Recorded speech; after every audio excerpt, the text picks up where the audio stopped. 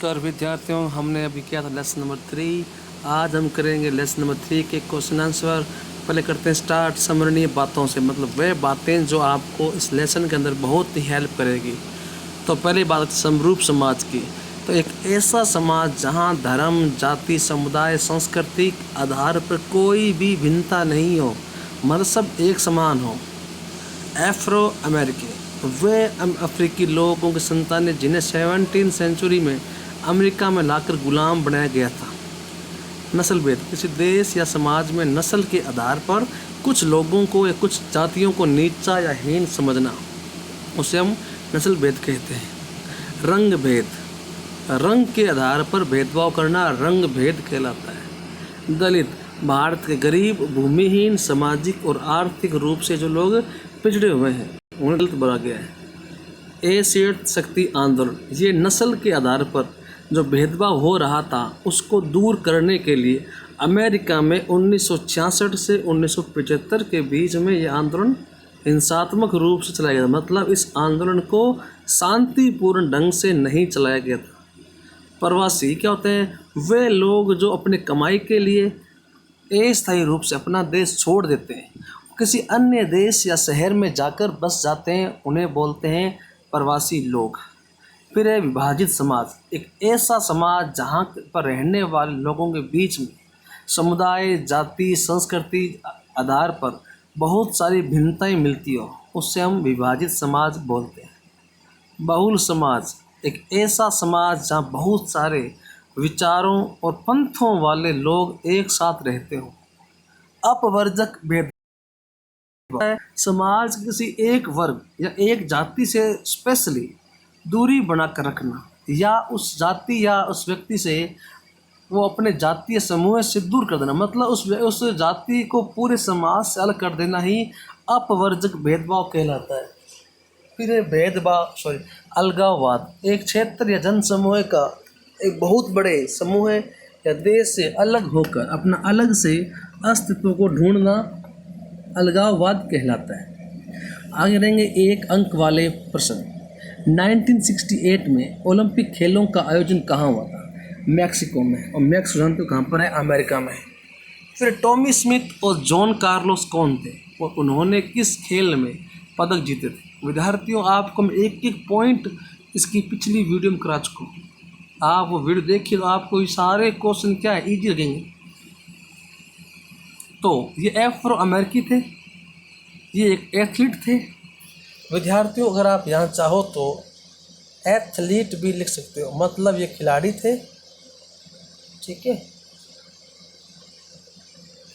हाँ, और इन्होंने 200 मीटर के दौड़ में पदक जीता था। आगे अमेरिका के नागरिक अधिकार आंदोलन का मुख्य उद्देश्य क्या था?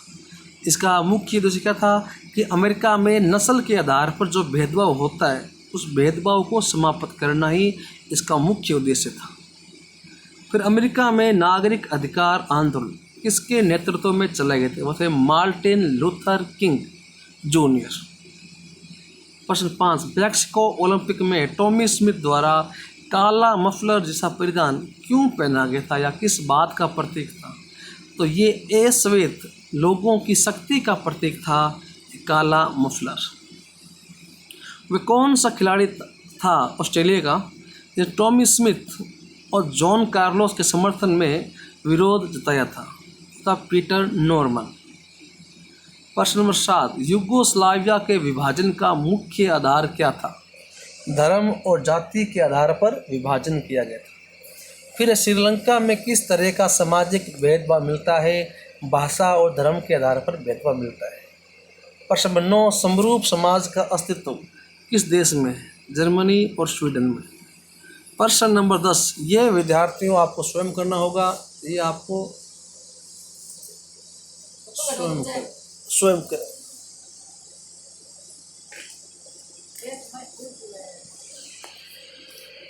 आयरलैंड में किस किस धर्म के लोग रहते हैं? ये प्रश्न आपको खुद को करना पड़ेगा क्योंकि इसके बारे में पिछले वीडियो को मैं बता चुका हूँ। 11वां, स्मिथ और कार्लोस का ओलंपिक पदक वापस क्यों ले लिया गया था? क्यों इन्होंने जो राजनीतिक रूप से बयान दिया था वे ओलंपिक भावना क्या था? खिलाफ था। 12वां, हाल ही में किस यूनिवर्सिटी ने अपने कैंपस में स्मिथ, कार्लोस और नॉर्मन की मूर्तियां लगवाई है उसी पोज में? वो है सैन होज स्टेट यूनिवर्सिटी। प्रश्न नंबर 10, किस देश में धर्म और वर्ग में गहरी समानता है? उत्तरी आयरलैंड में धर्म और वर्ग में क्या है? गहरी समानता है। प्रश्न नंबर 14, उत्तरी आयरलैंड की आबादी का कितना % प्रोटेस्टेंट और कैथोलिक है? तो वहाँ 55% मिलता है प्रोटेस्टेंट का और 44 मिलता है कैथोलिक का। अब प्रश्न अभ्यास करेंगे पाठ्य पुस्तक से।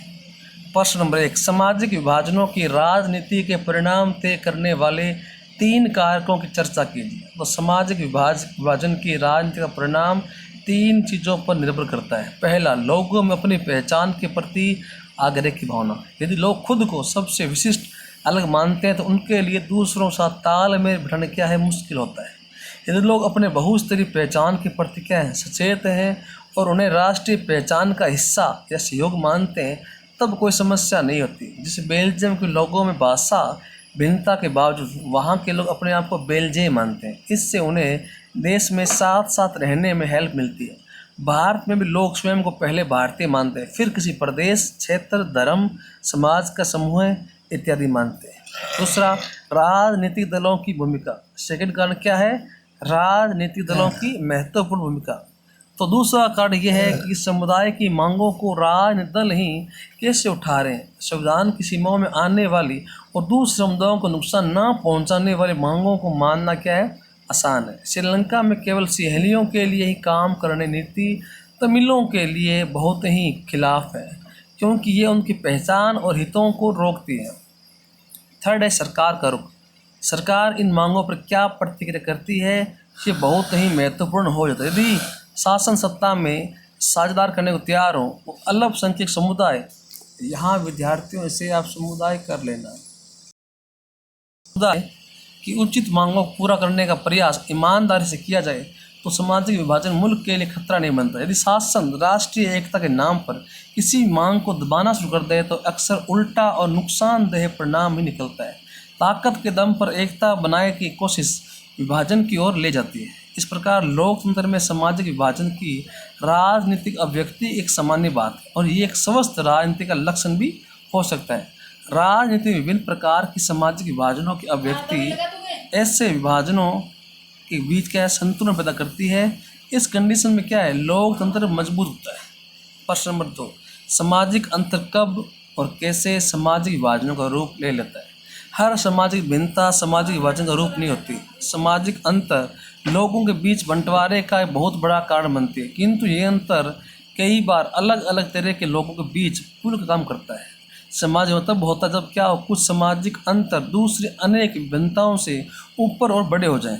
अमेरिका में देखो भाई, श्वेत और अश्वेत का अंतर क्या है? वहाँ के लोगों में विभाजन का मुख्य कारण बन गया क्योंकि अश्वेत लोग क्या वहाँ गरीब हैं, बेघर हैं और भेदभाव का शिकार हैं। हमारे देश में क्या है? दलित लोग हैं, आमतौर पर क्या गरीब हैं, भूमिहीन हैं, उन्हें भी अक्सर क्या है? भेदभाव का और अन्याय का सामना करना पड़ता है। जब एक तरह का सामाजिक अंतर अन्य अंतर से क्या हो महत्वपूर्ण हो जाता है तो लोगों को महसूस होने लगता है कि वे अन्य समुदाय के हैं, तो इससे भी क्या है? समाज में विभाजन का खतरा बन जाता है। प्रश्न नंबर 3, सामाजिक विभाजन किस तरह से राजनीति को प्रभावित करते हैं? 2 उदाहरण भी दीजिए। सामाजिक विभाजन और राजनीति का मेल काफ़ी खतरनाक है और विस्फोटक भी हो सकता है क्योंकि लोकतंत्र में विभिन्न दलों में आपस में क्या कंपटीशन होता है। इस कंपटीशन से क्या है? कोई भी सामाजिक फूट का शिकार बन सकता है। यदि राजनीतिक दल इन विभाजनों के हिसाब से राजनीतिक होड़ करने लगे तो समाज का विभाजन बहुत ही क्या है? राजनीतिक रूप से क्या है? चेंज हो जाएगा। ऐसा कई देशों में हो चुका है। आयरलैंड इसका उदाहरण है। यह ग्रेट ब्रिटेन का हिस्सा है। इसमें काफ़ी समय तक हिंसा, जातीय कटुता थी। यहाँ की मुख्य आबादी क्या थी? ईसाई है कि उनमें 53% क्या थे? प्रोटेस्टेंट, जबकि 44 क्या थे? Roman Catholic. कैथोलिकों का जो था प्रतिनिधि वो नेशनलिस्ट पार्टी करती है। उनकी मांग थी कि उत्तरी आयरलैंड को आयरलैंड गणराज्य से मिला दें प्रोटेस्टेंट लोगों का प्रतिनिधि यूनियन पार्टी थी जो ग्रेट ब्रिटेन के साथ ही रहने के पक्ष में थी। 1998 में ब्रिटेन सरकार और नेशनलिस्ट बीच में एक समझौता हुआ जिससे दोनों पक्षों ने हिंसात्मक आंदोलन को बंद करने की बात बोली। यूगोस्लाविया इसका एक उदाहरण है। वहाँ धार्मिक और जाति विभाजन के आधार पर शुरू हुई राजनीतिक होड़ ने यूगोस्लाविया को कई टुकड़ों में बांट दिया। इन उदाहरण से लगता है किसी देश में यदि सामाजिक विभाजन है तो उसे राजनीति में अभिव्यक्त नहीं होना चाहिए, किंतु राजनीति में सामाजिक विभाजन की हर अभिव्यक्ति फूट पैदा नहीं करती। लोकतंत्र में राजनीतिक दलों के लिए सामाजिक विभाजन बात करना और विभिन्न समुदायों की उचित मांगों को पूरा करने की नीति इसी बात का हिस्सा है। अधिकांश देशों में मतदान के स्वरूप और सामाजिक विभाजन के बीच एक प्रत्यक्ष संबंध दिखाई देता है। इसके तहत एक समुदाय के लोग आमतौर पर किसी एक पार्टी को अन्य पार्टी के मुकाबले क्या अधिक पसंद करते हैं, क्योंकि वो उसी को वोट करते हैं। कई देशों में ऐसी पार्टियां हैं जो सिर्फ एक ही समुदाय का ध्यान रखती है, इसी के हित में राजनीति करती है और इन सब की परिणति देश के तोड़ने में नहीं होती। प्रश्न नंबर 4, सामाजिक अंतर गहरे सामाजिक विभाजन और तनावों की कंडीशन पैदा करते हैं। सामाजिक अंतर सामान्य तौर पर टकराव की कंडीशन को नहीं जानते, तो उसका उत्तर क्या होगा? अन्य अंतर से महत्वपूर्ण सामाजिक अंतर गहरे सामाजिक विभाजन और तनाव को पैदा करते हैं। सभी किस्म के सामाजिक अंतर सामान्य रूप से टकराव तक नहीं जाते। प्रश्न 5, सामाजिक विभाजन को संभालने के संदर्भ में कौन सा बयान लोकतांत्रिक व्यवस्था पर लागू नहीं होता? पहला, आपको इनमें 4 ऑप्शन दिए होंगे, आपको एक ऑप्शन छांटना होगा। पहला है लोकतंत्र में राजनीतिक प्रतिबंधों के चलते सामाजिक विभाजन की छाया राजनीति पर पड़ती है। पहले प्रश्न समझ लीजिए, इनमें से कौन सा बयान है वो लोकतंत्र में लागू नहीं होता है। दूसरा है लोकतंत्र में विभिन्न समुदायों के लिए शांतिपूर्ण ढंग से अपनी शिकायतें जाहिर करना संभव है। तीसरा है लोकतंत्र सामाजिक विभाजन को हल करने का सबसे अच्छा तरीका है। चौथा है लोकतंत्र सामाजिक विभाजन के आधार पर समाज को विखंडन की ओर ले जाता है। पूछा क्या है, कौन सा बयान नहीं है, तो बयान कौन सा नहीं है? देखिए, लोकतंत्र में क्या है, जो कंपटीशन होता है पार्टियों के बीच, उससे क्या है समाज की विभाजन जो छाया होती है वो राजनीति पड़ती है। ये तो बहुत ही सही बात है, ऐसा होता है। फिर क्या है, फिर ये बोला है लोकतंत्र में अपनी शिकायतें आप बोल सकते हो, तो शिकायतें बोल सकते हो। फिर क्या है, सामाजिक विभाजन को हल करने का तरीका है, तो गलत कौन सा होगा कि ये विखंडन की ओर ले जाता है। लोकतंत्र कभी भी विखंडन की ओर लेकर नहीं जाता। प्रश्न नंबर 6, निम्नलिखित 3 बयान में विचार कीजिए। पहला, जहाँ सामाजिक अंतर एक दूसरे से टकराते हैं वहाँ सामाजिक विभाजन होता है। दूसरा, ये संभव है एक व्यक्ति की कई पहचान हो। तीसरा है सिर्फ भारत जैसे बड़े देशों में सामाजिक विभाजन होता है। तो आपको बताना है तीनों बयानों में से सही कौन सा है। पहला ए, बे और से सही है, तीनों सही है। दूसरा आंसर है ए और बे सही है। तीसरा बे और से सही है, या है सिर्फ से सही है। तो विद्यार्थियों एक हम देखिए कि तीनों में बे उत्तर आ रहा है, ठीक है, मतलब बे बात तो बिल्कुल सही है। एक व्यक्ति की कई पहचान होती है। अब बचता है 2 बातें, सामाजिक विभाजन टकराते हैं तो होता है, दूसरा है सिर्फ भारत जैसे बड़े देशों में ही विभाजन होता है। तो ये मुझे ये तो गलत लग रहा है, तो होगा ए और बे, सही ना। प्रश्न नंबर 7, निम्नलिखित बयानों को तार्किक क्रम में लगाइए और नीचे दिए कोड के आधार पर सही जवाब ढूंढें। पहला है सामाजिक विभाजन की सारी राजनीतिक अभिव्यक्तियां खतरनाक हो, आवश्यक नहीं है। बयान नंबर 2, हर देश में किसी न किसी तरह का सामाजिक विभाजन होता ही होता है। तीसरा है राजनीतिक दल सामाजिक विभाजन के आधार पर राजनीतिक समर्थन जुटाने का प्रयास करते हैं। चौथा है कुछ सामाजिक अंतर सामाजिक विभाजन का रूप लेते हैं। तो इनमें कौन सी बात सही है? ये पूछा है ना, हाँ सही, हाँ ये बोल रहे हैं इनको क्रम से लगाओ। तो विद्यार्थियों को अब क्रम से लगाना है। एक बात हमने देखिए, अगर आपको उत्तर नहीं आ रहा हो तो पहले आप गौर कीजिएगा। सब में आप देखिए मोस्टली फर्स्ट उत्तर क्या आ रहा है, दे आ रहा है। फर्स्ट क्या आ रहा है, दे आ रहा है, ठीक है। तो फर्स्ट में यहाँ दे आ गया तो उसका मतलब है सेकंड लगभग बे आ रहा है, ठीक है। तो ये मेरे हिसाब से दे बे ये होगा सही, ठीक है। ये उत्तर है दे बे ए और से। इनको इस क्रम में आप लगा लीजिए। निम्नलिखित में किस देश को धार्मिक और जातीय पहचान के आधार पर विखंडन का सामना करना पड़ा? मतलब कौन सा देश है वो धर्म और जाति के आधार पर टूट गया? Belgium, Bharat, Yugoslavia, Netherland. तो आप देखिए भाई, इंडिया का विभाजन हुआ था 14 अगस्त 1947 को पाकिस्तान के रूप में। तो वहाँ हम देखते हैं भाई, इंडिया को हिंदू और मुस्लिम के आधार पर ही बांटा गया था। तो इंडिया का विभाजन है वो धर्म और जाति के आधार पर हुआ था। बेल्जियम का, यूगोस्लाविया का नहीं हुआ था। प्रश्न number 9, Martin Luther king junior के 1963 के प्रसिद्ध भाषण के निम्नलिखित अंश को पढ़ें। वे किस सामाजिक विभाजन की बात कर रहे हैं? उनकी उम्मीदें क्या है, आशंकाएं क्या है? क्या आप उनके बयान को मैक्सिको ओलंपिक की उस घटना से संबंध देखते हैं जिसका जिक्र इस अध्याय में किया गया था? मेरा एक सपना है कि मेरे 4 नन्हे बच्चे एक दिन ऐसे मुल्क में रहेंगे जहाँ उन्हें चमड़ी के आधार पर नहीं बल्कि उनके चरित्र के आधार पर जाना जाएगा। आज़ादी के बाद असली रूप आने दीजिए। ये आज़ादी क्या तभी कैद से बाहर आएगी जबकि हर बस्ती, हर गांव तक पहुंचेगी, हर राज्य में होगी, हर शहर में होगी। और हम उस दिन को ला पाएंगे जब ईश्वर की सब संतानें, ऐश्वर्य, स्त्री पुरुष, गोरे लोग, यहूदी लोग, गैर यहूदी लोग, प्रोटेस्टेंट, कैथोलिक हाथ में हाथ डालेंगे और पुरानी नीग्रो प्रार्थनाओं को गाएंगे। मिली आज़ादी पर बलिहारी मिली आज़ादी। मेरा सपना है एक दिन ये देश उठ खड़ा होगा और अपने वास्तविक स्वभाव के अनुरूप कहेगा, हम इस स्पष्ट सत्य को मानते हैं कि सभी लोग क्या हैं, समान हैं। तो उत्तर क्या होगा?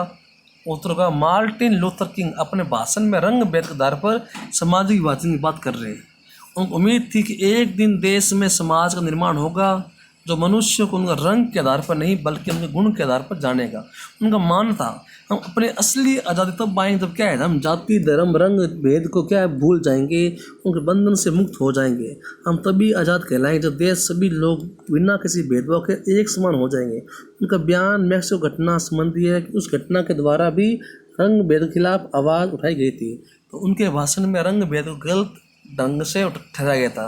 दोनों ही घटनाएं अलग अलग ढंग से रंग भेद का क्या करती है, विरोध करती है। तो विद्यार्थियों, ये था अपना आज का पाठ और हमने आज ये पाठ पढ़ा और आपने वीडियो देखा। तो अगर आपको वीडियो पसंद आए तो आप इसे लाइक कीजिए, शेयर कीजिए और सब्सक्राइब कीजिए। धन्यवाद।